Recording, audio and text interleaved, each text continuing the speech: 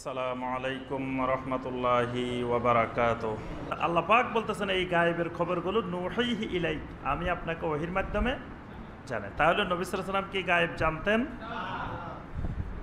এখানে একটা কথা আছে, আমরা কথাটা একটু ব্যাখ্যা করে দিই। একজন বলতেছে যে নবী সাল্লাল্লাহু আলাইহি ওয়াসাল্লাম গায়েব জানেন, আরেকজন বলতেছে নবী সাল্লাল্লাহু আলাইহি ওয়াসাল্লাম গায়েব জানেন না। দুইজনের সাথে যদি আপনি কথা বলে দেখেন, দুইজনের কথা কিন্তু একটা।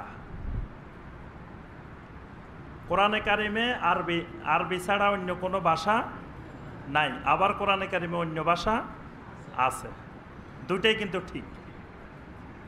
কোরআনে কারিমে আল্লাহ পাক বলছে, এক গ্রুপ বলতেছে যে কোরআনে কারিমে আরবি ছাড়া অন্য কোনো ভাষার কোনো শব্দ নাই। এই কথা ঠিক, এই কথার দলিল আছে। আল্লাহ পাক বলছেন ইন্না আনসালনা কোরআনান আরাবিয়ান, আমি কোরআন নাজিল করছি আরবি ভাষায়। তাহলে কোরআন তো আরবির বাইরে থাকা তো অসম্ভব। আরেক গ্রুপ বলতেছে সাহাবায়ে কেরামদের মধ্যে, না, কোরআনে আরবির বাহিরেও আছে, অসংখ্য শব্দ আছে যেগুলো আরবি না, যেমন মুসা, ঈসা, এগুলো তো আরবি শব্দ না। হেন্তা, এরকম অনেক শব্দ আছে কোরআনে। তাহলে এখন আল্লাহ বলতেছেন আরবি ছাড়া কিছু নাই, আবার দেখি আমরা আরবি ছাড়াও আছে। এখন কথা হলো ওই শব্দগুলা আরবি ছাড়া অন্য ভাষা থেকে আসছে, কিন্তু যখন কোরআনে ঢুকে গেছে তখন এগুলো আরবি হয়ে গেছে। যেমন বাংলা ভাষায় অনেক বিদেশি শব্দ আছে না, কিন্তু বিদেশি শব্দগুলো যখন বাংলা ভাষায় আসছে তখন এটা বাংলা হয়ে গেছে। তাহলে যেই পক্ষ বলতেছে যে কোরআনে আরবি ছাড়া নাই তার কথাও ঠিক আছে, আবার যে বলতেছে যে কোরআনে আরবি ছাড়া অন্য ভাষা আছে তার কথাও ঠিক আছে। যারা বলতেছেন যে নবী সাল্লাল্লাহু আলাইহি ওয়াসাল্লাম গায়েব জানেন তাদের কথাও ঠিক আছে, যারা বলতেছেন যে নবী সাল্লাল্লাহু আলাইহি ওয়াসাল্লাম গায়েব জানেন না তাদের কথাও ঠিক আছে। কিন্তু আমাদের সমস্যা হলো আমরা একজনেরটা শুনি আর একজনেরটা শুনি না। কিন্তু দুইজনেরটা যদি শুনেন তো মাঝখানে আপনি নিরপেক্ষ হয়ে যদি দুইটাকে গবেষণা করে মিলান, দেখবেন যে লটকানো আর টাঙ্গানো এক জিনিস। একজন বলতেছে লটকাইছি, আরেকজন বলতেছে টাঙ্গাইছি। একজন বলতেছে জল, একজন বলতেছে পানি, আরেকজন বলতেছে হানি। জিনিস কিন্তু একটাই জিনিস, সবগুলো মিলে জিনিস একটাই। এখন এই দুই পক্ষের মূর্খ লোকের সাথে কথা বলে আবার লাভ হবে না। আপনি যদি মূর্খর সাথে কথা বলেন তো আপনি সেখানে কোনো ফয়সালা পাওয়া যাবে না। আপনি দুই পক্ষেরই যারা একান্ত বড় আলেম, যারা এলমি আলেম, তাদের কিতাবাদি দেখবেন, তাদের সাথে কথা বলবেন। দেখবেন যে যারা বলতেছেন যে নবী সাল্লাল্লাহু আলাইহি ওয়াসাল্লাম গায়েব জানেন, তাদের কিতাবাদি পড়ে দেখেন, তাদের কিতাবাদিতে বলা আছে আসলে নবী সাল্লাল্লাহু আলাইহি ওয়াসাল্লাম মূলত নিজের থেকে গায়েব জানেন না।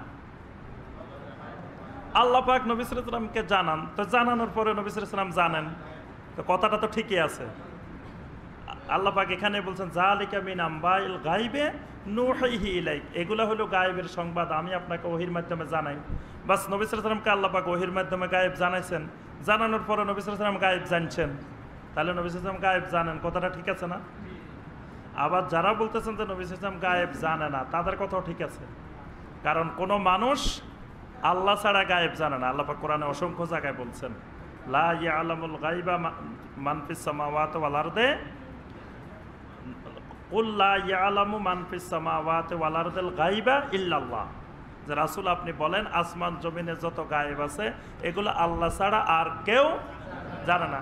রাসূলকে লক্ষ্য করে আল্লাহ বলছেন ওয়া ইনদাহু মাফাতিহুল গায়বি লা ইয়ালামুহা ইল্লাহু, গায়েবের সকল চাবিকাঠি আল্লাহর হাতে, আল্লাহ ছাড়া কেউ জানে না।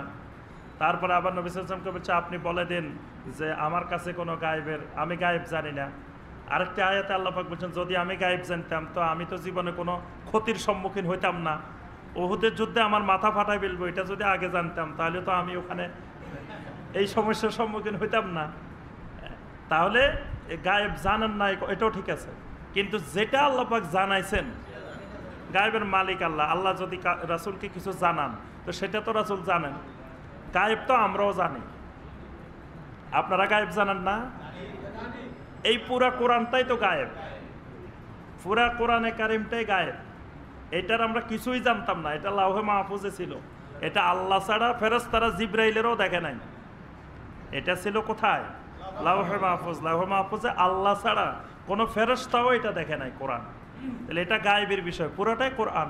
এটা আল্লাহ পাক যখন আমাদেরকে দিয়ে দিচ্ছেন, এখন তো আর গায়েব নাই, এখন জাহের হয়ে গেছে। এখন তো আমরা সবাই জানি গায়েব, জানার পরে আর গায়েব থাকে না। তাহলে ওই কথা কিন্তু একটাই, এটা নিয়ে দ্বন্দ্ব বা একজন আরেকজনকে কাফের বলা, মুশরিক বলা, গোমরা বলা, এটা উচিত নয়। তবে মূল কথা হলো গায়েবের মালিকানা আল্লাহর। তবে আল্লাহ পাক নবী সাল্লাল্লাহু আলাইহি ওয়াসাল্লামকে যতটুকু জানিয়েছেন ততটুকু নবী সাল্লাল্লাহু আলাইহি ওয়াসাল্লাম জানছেন।